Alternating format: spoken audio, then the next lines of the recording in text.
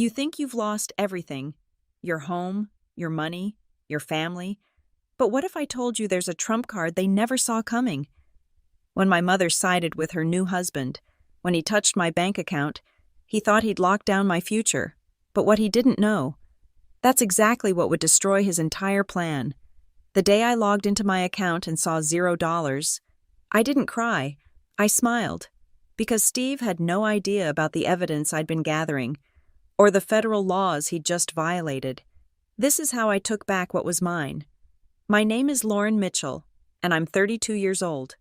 Until 18 months ago, I had a father who taught me everything about integrity, asset management, and protecting what's rightfully yours. Richard Mitchell wasn't just my dad.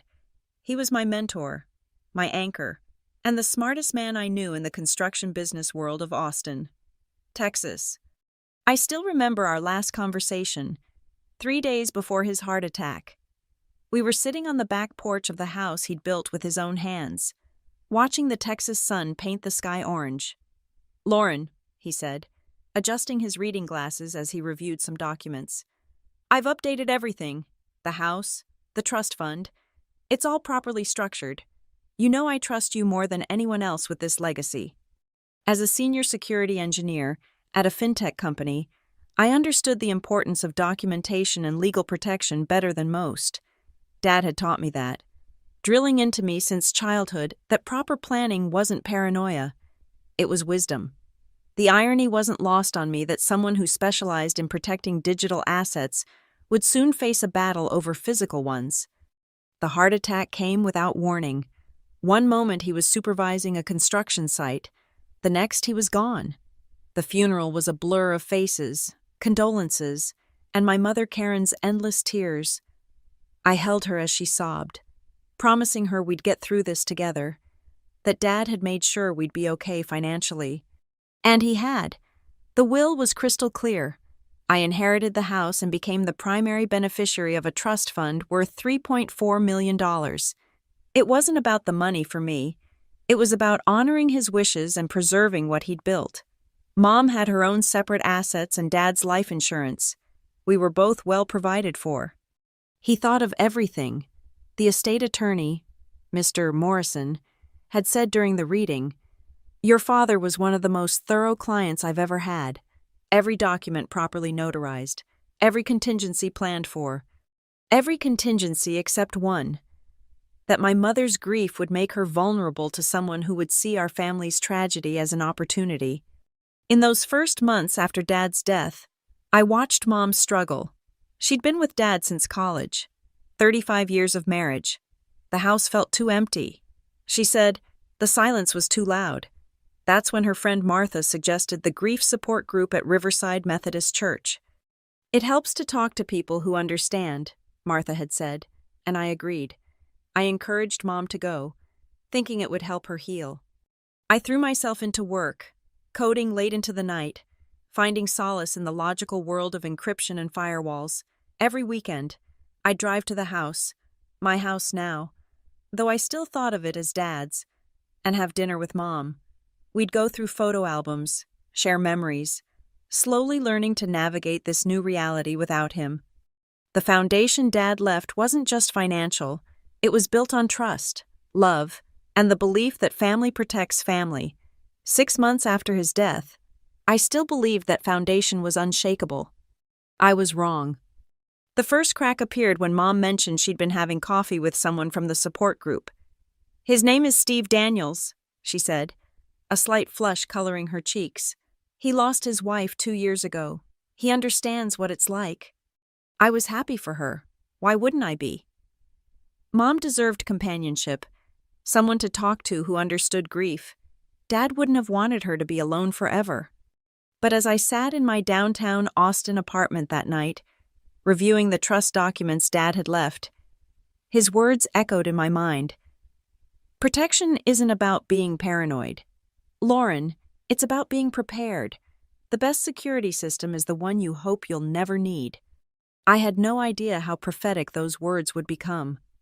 Steve Daniels entered our lives like a warm breeze on a cold day. At 56, he had salt and pepper hair, kind eyes, and a voice that seemed designed to comfort grieving widows. The first time I met him, 3 months after Mom had started mentioning his name, he stood in my father's kitchen making Mom laugh. Something I hadn't heard in months. "You must be Lauren," he said, extending his hand with a practiced smile. "Your mother talks about you constantly, a security engineer at a fintech company. That's impressive." I shook his hand, noting the firm grip, the maintained eye contact, the way he immediately stepped back to a respectful distance. Everything about him seemed calculated to appear non-threatening. My professional instincts, honed from years of detecting system vulnerabilities, whispered that something felt rehearsed. "Mom seems happy," I said, watching her bustle around the kitchen with more energy than I'd seen since Dad's death. "She's an amazing woman," Steve replied. "We're helping each other heal." 6 months later, Steve's pickup truck was permanently parked in the driveway of the house Dad built. Mom had invited him to move in, and I bit my tongue. She was a grown woman, and loneliness was its own kind of poison. If Steve made her happy, who was I to object? But the changes started small, almost imperceptible. Dad's tools in the garage were reorganized, then boxed up, then disappeared entirely. "Steve needs the space for his woodworking equipment," Mom explained. The family photos along the hallway were rearranged, with Steve's family pictures gradually taking prominent positions. Dad's study became Steve's office. "Doesn't it bother you?" I asked Mom one evening as Steve installed a new lock on what used to be Dad's study door. "Honey, we need to move forward," she said, but her eyes didn't quite meet mine. "Steve says dwelling on the past isn't healthy." "Steve says," those two words began every other sentence from Mom's mouth. "Steve says we should renovate the kitchen. Steve says the property taxes are too high. Steve says we should review the family finances together." That last one set off every alarm in my head. "Mom, Dad set everything up perfectly," I reminded her during one of our increasingly rare dinners alone. "Your accounts, my trust, the house, everything is already organized." "Steve just wants to help," she insisted. "He has experience managing finances. He ran his own plumbing business for 20 years. The first major confrontation came 8 months after Steve moved in. I arrived for Sunday dinner to find him in Dad's study with stacks of documents spread across the desk, documents I recognized. "What are you doing with those?" I asked from the doorway. Steve looked up, unfazed. "Just helping Karen get organized. There's a lot of paperwork to manage." "That paperwork is already managed. Those are copies of the trust documents. They don't concern you." His friendly mask slipped for just a second, revealing something harder underneath. "Lauren, I'm part of this family now. What concerns your mother concerns me. The trust is in my name. The house is in my name. They don't concern Mom either, legally speaking." "That's a pretty cold way to look at it," he said, leaning back in Dad's chair where no one else had sat since he died. "Family shares everything." My father's wishes were very specific. "Your father isn't here anymore." The words were soft but sharp, meant to cut. "I am, and I'm not going to let anyone, including you, take advantage of your mother's generosity." Take advantage? I felt heat rise in my face. "This is my father's house. My house. Legally. Mom is welcome here always. But you—" "Lauren!" Mom appeared in the doorway, her face flushed. "How can you speak to Steve that way? He's trying to help." That night, I drove back to my apartment with shaking hands. Steve had played it perfectly, positioning himself as the protector while painting me as the greedy daughter. Over the following weeks, he solidified his position. Mom's friends from church started mentioning how lucky she was to have found such a caring man. Steve became a fixture at every family gathering, every holiday, always there with a supportive hand on Mom's shoulder and watchful eyes on me. The house I'd grown up in, the one Dad built with his own hands, no longer felt like home. It felt like enemy territory, and Steve Daniels was the occupying force. The morning everything shattered started with a simple decline. My bank card was rejected at the coffee shop near my office, a place where I'd bought the same latte every morning for 3 years. Try it again, I said, embarrassed as the line grew behind me. 3 attempts, 3 declines. I paid with cash and immediately logged into my banking app in my car. The checking account linked to my trust fund showed a balance of 0, not low, 0. My hands trembled as I called the bank. After 20 minutes of holds and transfers, a nervous representative informed me that the account had been frozen due to a family protection order filed by a joint account holder. That's impossible, I said. There are no joint account holders. This is my trust fund. Ma'am, according to our records, a Mr. Steve Daniels was added as an authorized family representative last month. The phone slipped from my hand. I drove straight to the house. My house. My tires screeching into the driveway. Steve's truck was there. Of course. He was always there now, like a cancer that had metastasized throughout my father's legacy. I didn't knock. Why should I knock on my own door? They were in the kitchen, Mom cutting vegetables while Steve read the newspaper at Dad's spot at the table. They looked up when I stormed in, Mom's face shifting to concern. Steve's remaining calculatedly calm. You froze my account, I said, my voice deadly quiet. Steve folded the newspaper slowly, deliberately. We secured the family assets. Your mother was concerned about your spending habits. My spending habits? I laughed, but there was no humor in it. I'm a senior engineer. I make 6 figures. I haven't touched the trust principal in 2 years. Honey, Mom started, wringing her hands. Steve showed me the statements, large transfers, risky investments. What transfers? What investments? I pulled out my phone, trying to access the account again, still frozen. This is illegal. You have no authority. I have every authority to protect my wife's interests. Steve interrupted, standing now. His height was meant to intimidate. Karen is the secondary beneficiary of that trust. As her husband, I have a fiduciary duty to ensure it's not being mismanaged. That's not how trusts work, I snapped. You can't just... We consulted with an attorney, he said smoothly, a family friend from church. He agreed that given your emotional instability since your father's death, temporary protective measures were appropriate. Emotional instability. The words hung in the air like poison gas. What attorney? What friend? I demanded. Jim Garrison, Mom supplied quietly. He's been so helpful. Lauren, he explained how sometimes grief can make people act irrationally with money. Jim Garrison isn't even a real attorney, I exploded. He's a paralegal who got fired from Morrison's firm for ethics violations. Dad specifically warned me about him years ago. Steve's expression hardened. Your father's gone, Lauren. Your mother and I are making decisions for this family now. If you want access to your funds, you'll need to work with us.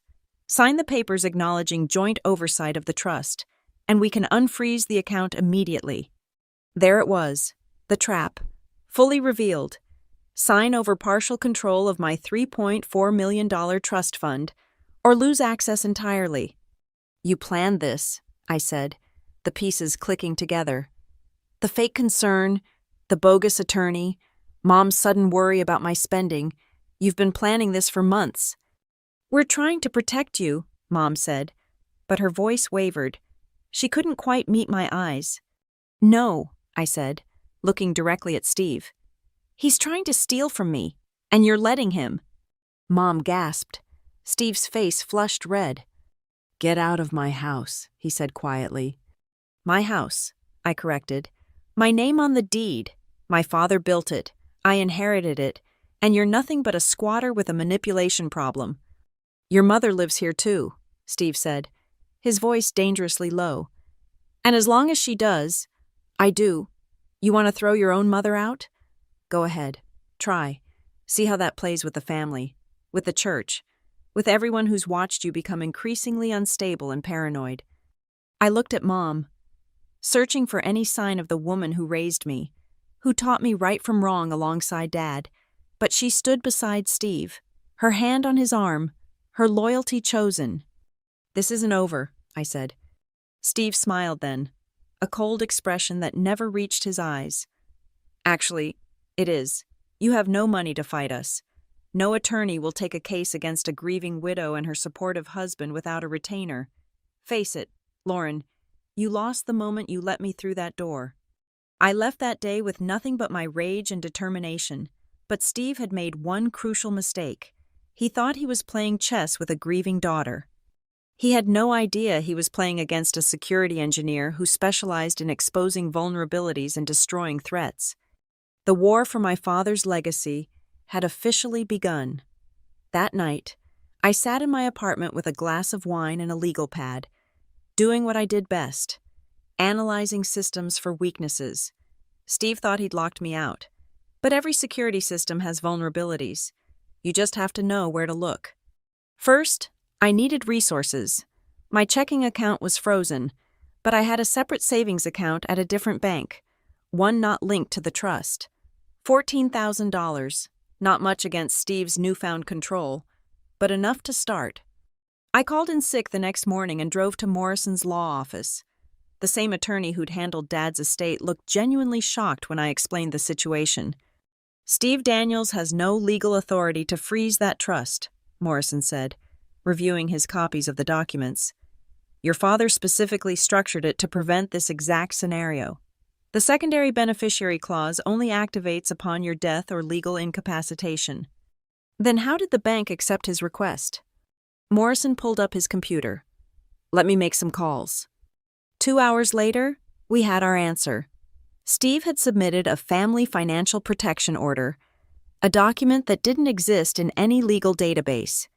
He'd forged Mom's signature as the secondary beneficiary, claiming concern over my mental state, and somehow convinced a bank manager to act on it without proper verification. This is fraud, Morrison said. Clear cut, we can file criminal charges. Not yet, I said. If I go after him now, with just this, he'll claim it was a misunderstanding. Mom will back him up. I need more. Morrison recommended a forensic accountant named Diane Foster. She wasn't cheap, $5,000 up front, but she specialized in financial fraud within families. I met her that afternoon in a downtown office that smelled like coffee and determination. Predatory marriage, she said after hearing my story. I see it more than you'd think. Older widow or widower, substantial assets, new spouse moves fast. They're usually smart enough to stay just inside the law. Steve crossed the line when he froze my account. That's good for us, Diane smiled grimly. Criminals who think they're smart always make mistakes. Let's find them all. Over the next 3 weeks, I became an investigator in my own life. Every evening after work, I'd meet Diane at her office. We built a timeline, tracking Steve's infiltration into Mom's life. I played the grieving, defeated daughter publicly while secretly documenting everything. The first break came from an unexpected source. Social media. Steve's adult daughter, Jessica, had posted photos from a vacation to Cancun 2 weeks after my account was frozen. Thanks to Dad for making this possible. #blessed family first. Diane traced the timeline. The trip was booked 3 days after my account was frozen, paid for with a credit card that, after some digging, we discovered was linked to a new account at Mom's bank. He's already siphoning money, Diane said, but we need to prove the connection to your trust. I remembered something, Dad's obsession with documentation. He'd installed a security system in the house that uploaded footage to a cloud server. Steve didn't know about it because the cameras were hidden, designed to look like smoke detectors. Dad had given me the access codes years ago. That night, I logged in from my apartment. 3 weeks of footage, including Steve in Dad's study, my study, at 2 a.m., photographing documents. Another video showed him on the phone. The trust is worth $3.4 million. Once the daughter signs over joint control, we can start moving larger amounts. My hands shook as I downloaded everything. The real goldmine came when I cross-referenced the dates. Steve had accessed the study and photographed trust documents 6 weeks before he claimed Mom had concerns about my spending. He'd been planning this before he even met me. Diane subpoenaed the bank records through Morrison's office. What we found was surgical in its precision.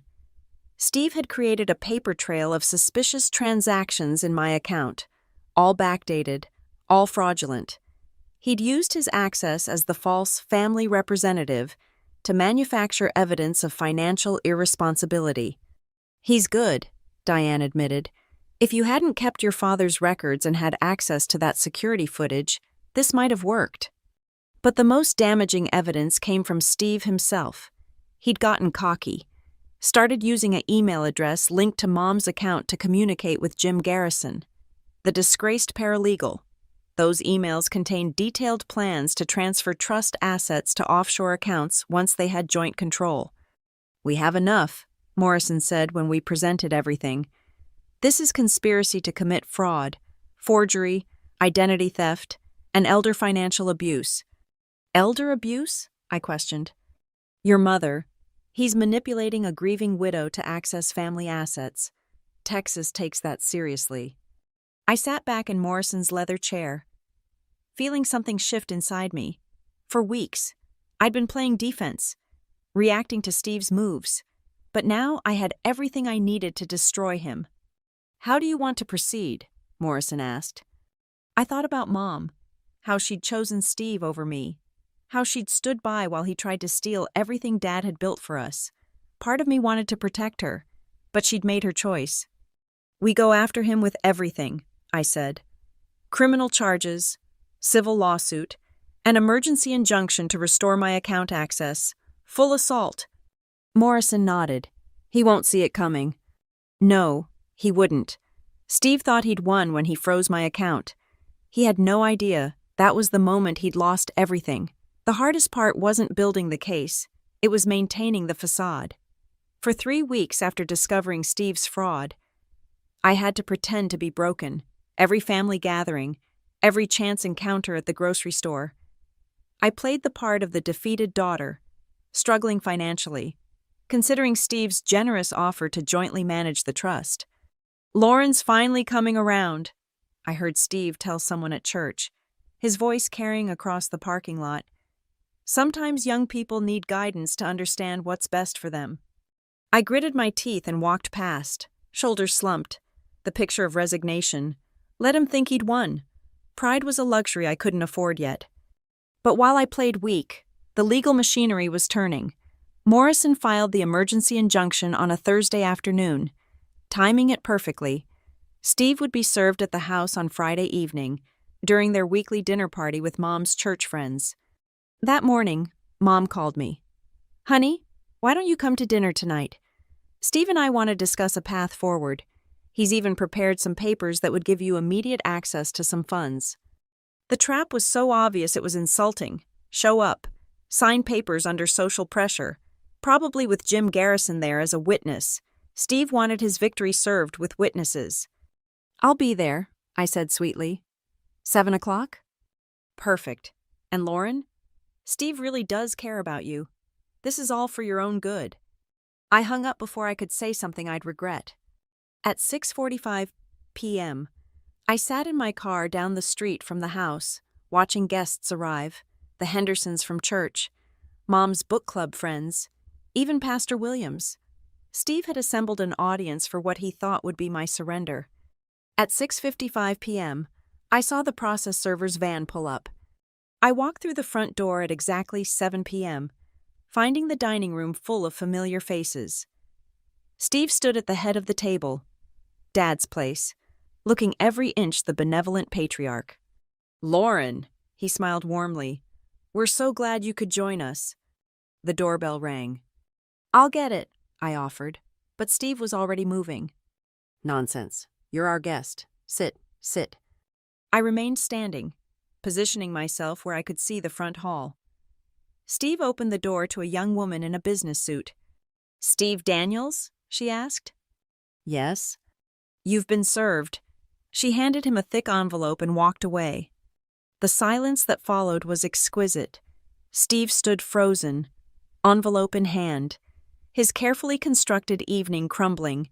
He tore it open, his face cycling through confusion, anger, and then something approaching fear as he read. "What is it, honey?" Mom asked from the dining room. Steve walked back slowly, the papers clutched in his hand. His mask had finally completely slipped. "Your daughter," he said quietly, is suing us.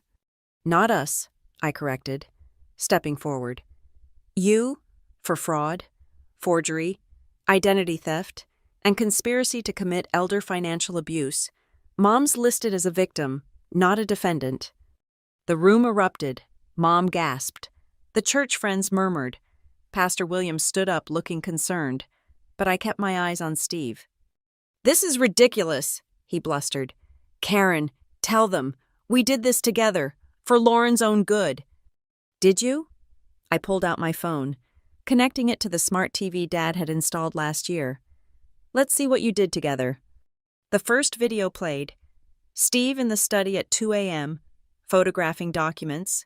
The second, his phone call about the $3.4 million. The third, an email to Jim Garrison detailing the offshore account plan. That's taken out of context, Steve stammered.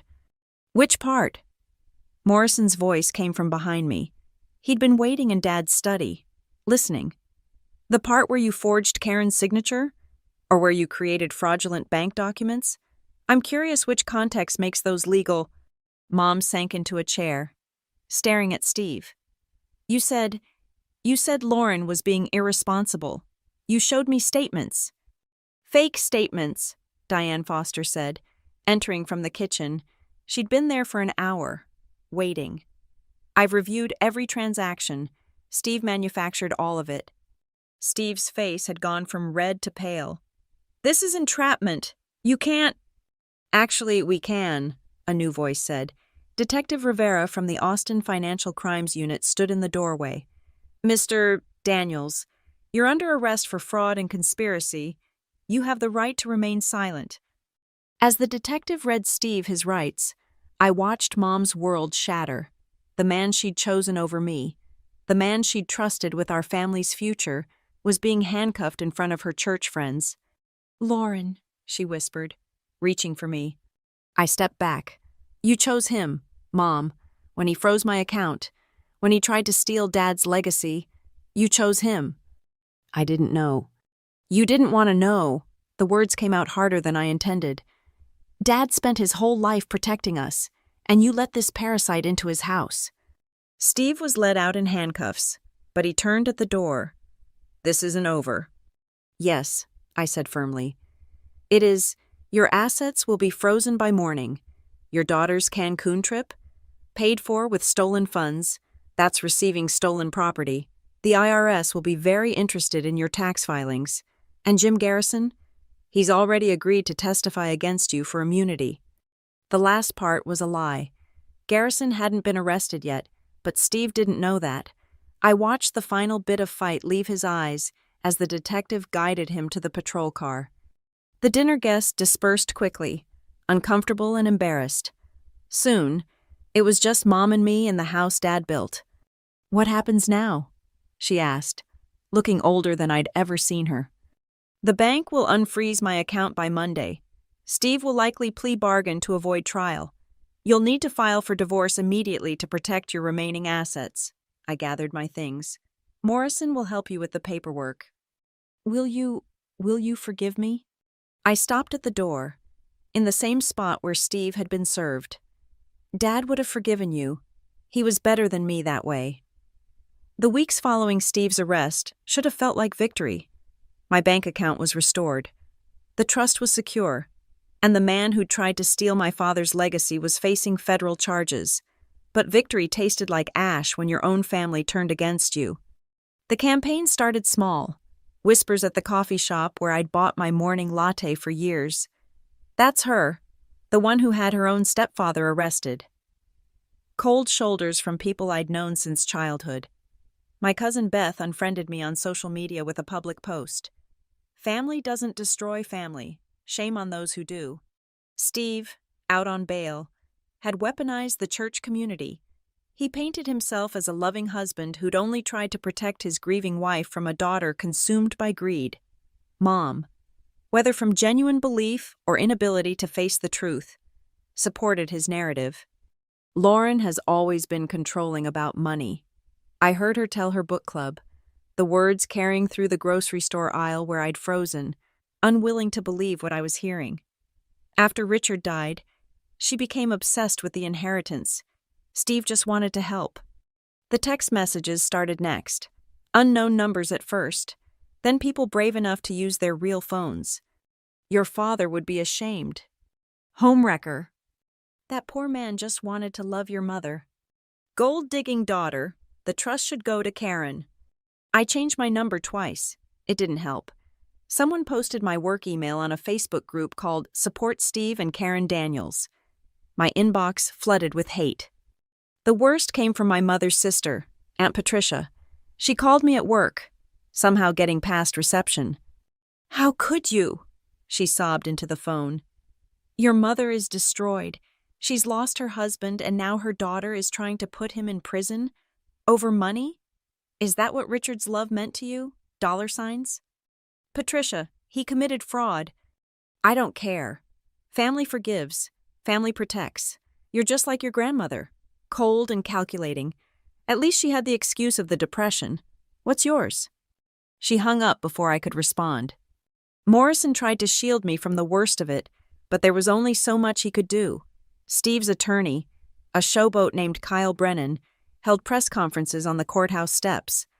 "This is a tragic case of a daughter who couldn't accept her mother's happiness," Brennan announced to cameras.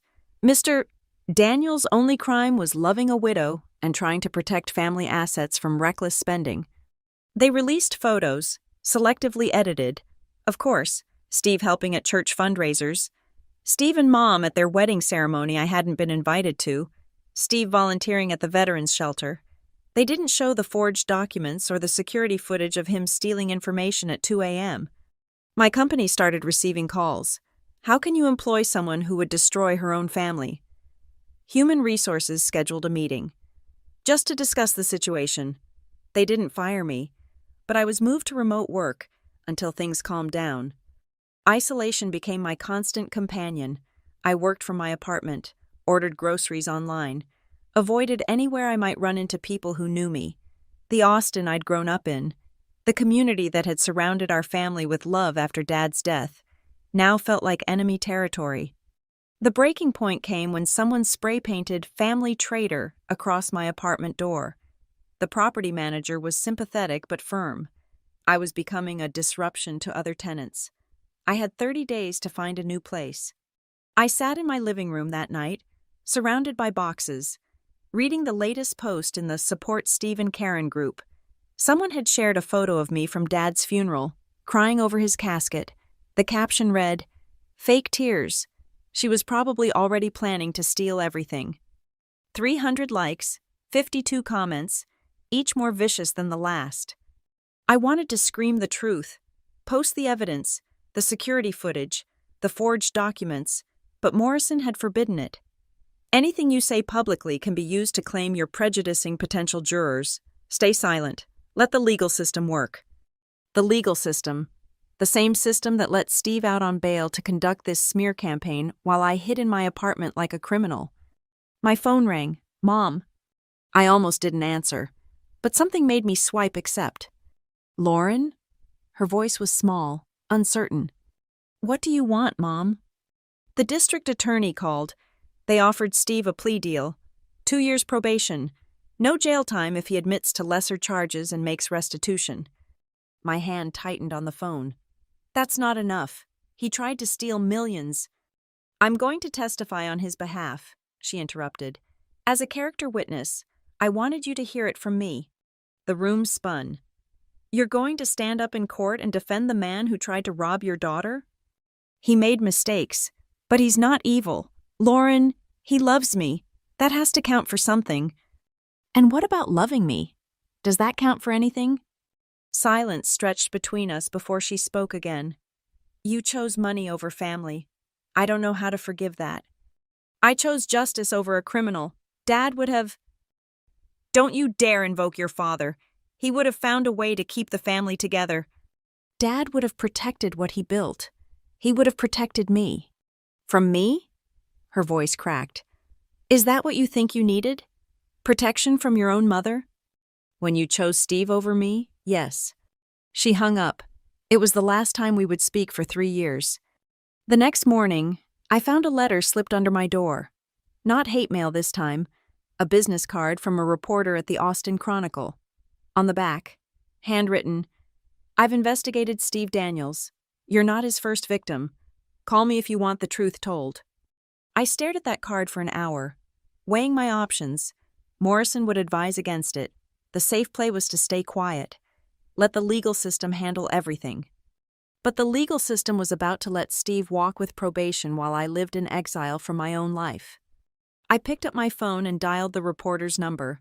If Steve wanted a public war, he was about to get one. The courtroom was packed the morning of the emergency hearing. Steve's supporters filled one side, my few remaining allies on the other. Mom sat in the front row behind Steve, her hand clasped in his as if she were the supportive wife at a murder trial. But this wasn't the plea hearing Steve had expected. Morrison had filed an emergency motion 3 days earlier, after the reporter from the Austin Chronicle had shared her findings with us. Steve Daniels wasn't who he claimed to be, and we were about to expose everything. "Your Honor," Morrison began, his voice carrying the authority of 40 years in practice, "we request permission to present new evidence that materially changes the nature of this case." Brennan, Steve's attorney, shot to his feet. "Objection. We weren't notified of any new evidence. Because it concerns identity fraud and an ongoing pattern of criminal behavior across multiple states," Morrison interrupted smoothly. "We received this information 72 hours ago and immediately notified the court." Judge Harrison, a stern woman in her 60s, nodded. "I'll allow it. Proceed." Morrison called our first witness. Sarah Coleman from Phoenix took the stand, a woman in her 40s with tired eyes and steel in her spine. "Ms. Coleman," Morrison began, "do you recognize the defendant?" She looked directly at Steve. "Yes, I knew him as Stephen Danielson, with 2 S's. He married my mother in 2019. Gasps rippled through Steve's supporters. Mom's face had gone pale. "What happened to your mother's estate after she married the defendant?" "Within 8 months, her accounts were drained. The house she'd owned for 30 years was mortgaged without her knowledge. When she discovered what he'd done and confronted him, he disappeared. She died 6 months later from a stress-induced heart attack." Brennan's cross-examination was desperate.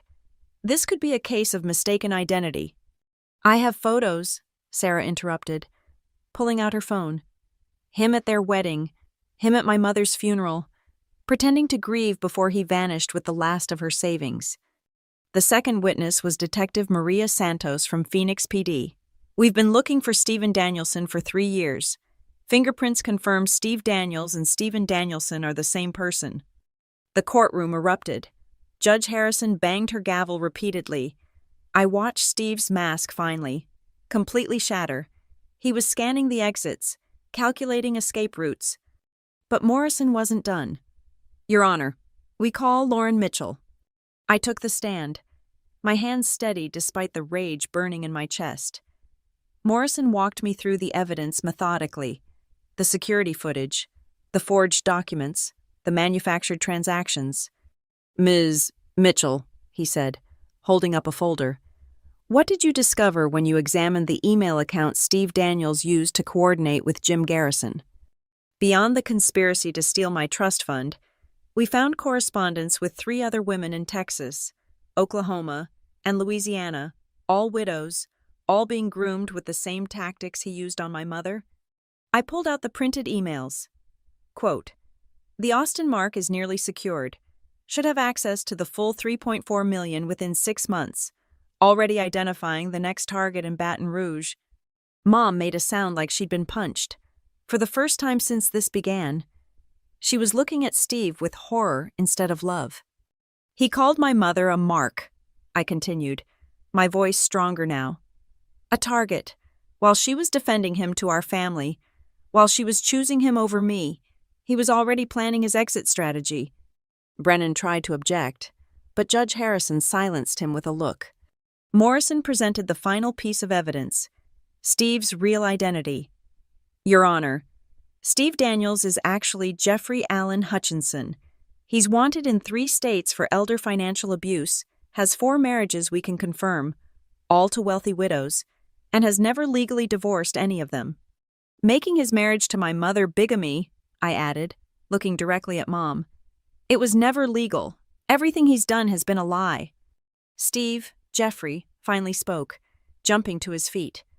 This is entrapment. They're fabricating. Sit down, Mr.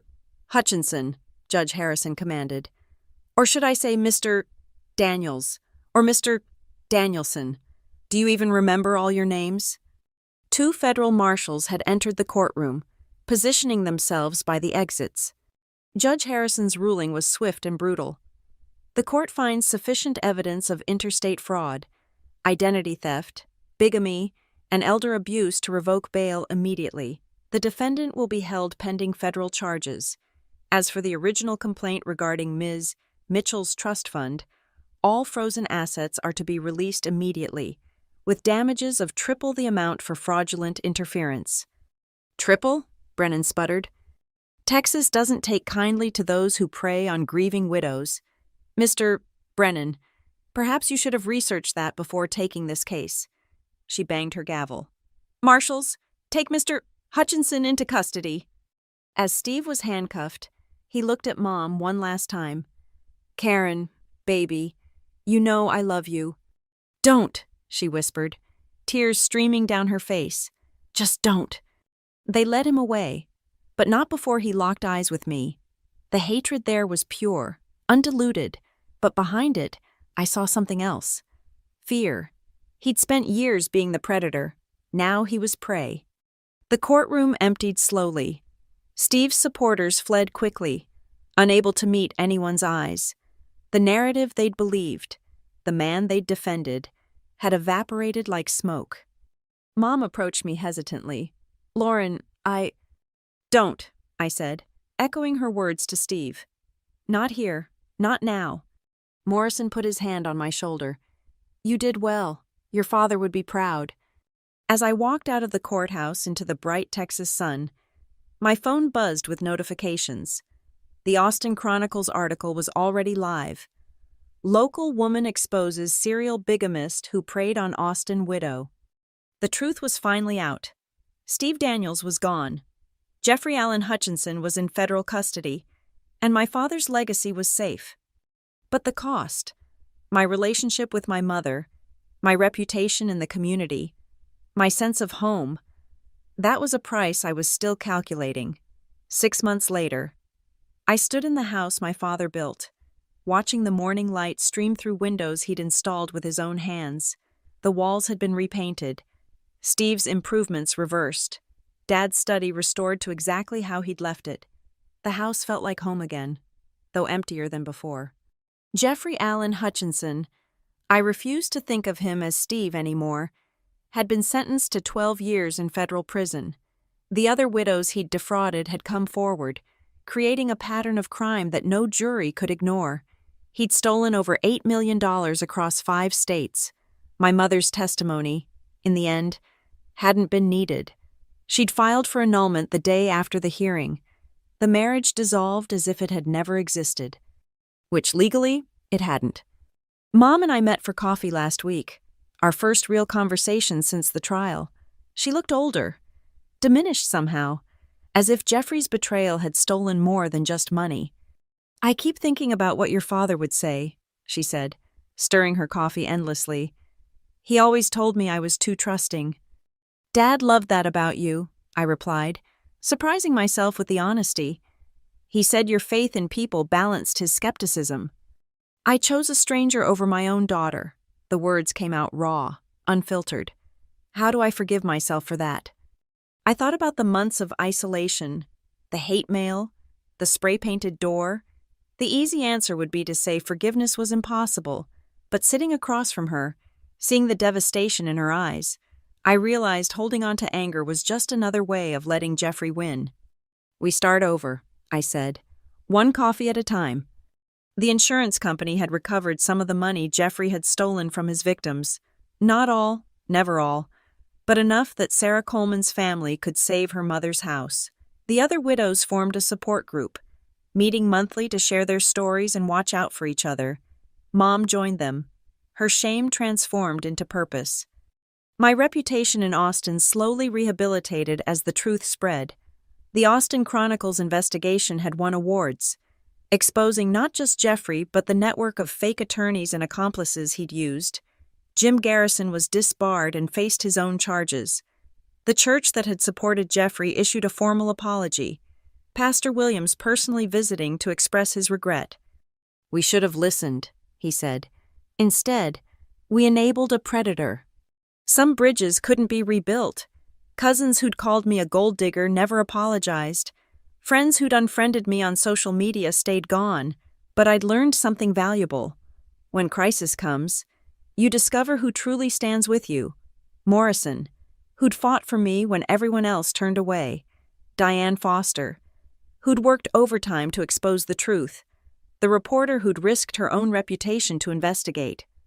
And in an unexpected way, my father, his meticulous planning, his security cameras, his careful documentation, even in death, he'd protected me. I kept working remotely, but for a different reason now. I'd started a consultancy helping families protect their assets from predatory marriages. The elderly parents worried about new relationships, the adult children seeing red flags. I helped them build safeguards Jeffrey couldn't have penetrated. "You're turning pain into purpose," Morrison said when I told him about the business. Richard would be proud. Last week, I received a letter forwarded from the federal prison, Jeffrey's handwriting, which I recognized from his forged documents. I almost threw it away unopened, but curiosity won. "You think you've won, but you've lost everything that matters. Your mother will never fully trust you again. Your family is shattered. Was your money worth it?" I fed the letter into Dad's old shredder, watching it turn into confetti. Jeffrey still didn't understand. It had never been about the money. It was about protecting what my father had built, honoring his wishes, and refusing to let a predator destroy our family's legacy. That evening, Mom came for dinner. We cooked together in the kitchen where Jeffrey had once held court, reclaiming the space with laughter and memories of Dad. She'd brought photo albums we hadn't looked at since before Jeffrey arrived. Pictures of family vacations, birthday parties, Dad teaching me to drive in the very driveway where Jeffrey had been arrested. "I love you, Lauren," she said suddenly, apropos of nothing. "I lost sight of that for a while, but I never stopped." "I know, Mom. I love you too." As she left that night, I stood in the doorway watching her taillights disappear. The house was quiet but not empty. It was full of memories, lessons, and love that no con artist could steal. I walked to Dad's study, now my home office, and looked at his portrait on the wall. In the photo, he was standing in front of this very house, tool belt on, smiling with pride at what he'd built. "We did it, Dad," I whispered. "We protected it all. The trust fund, the house, the family legacy, everything was safe. But more importantly, I'd learned the most valuable lesson of all. Sometimes the greatest inheritance isn't money or property. It's the strength to stand alone when everyone turns against you, the wisdom to see through deception, and the courage to fight for what's right, even when it costs you everything." Jeffrey had been wrong in his letter. I hadn't lost everything that mattered. I'd discovered what truly mattered, and no one could ever steal that from me again. Thank you so much for listening to my story. I'd love to know where you're listening from. Please share in the comments below so we can connect. If this story resonated with you, please subscribe to the channel and share your thoughts. Your experiences and perspectives mean everything to this community.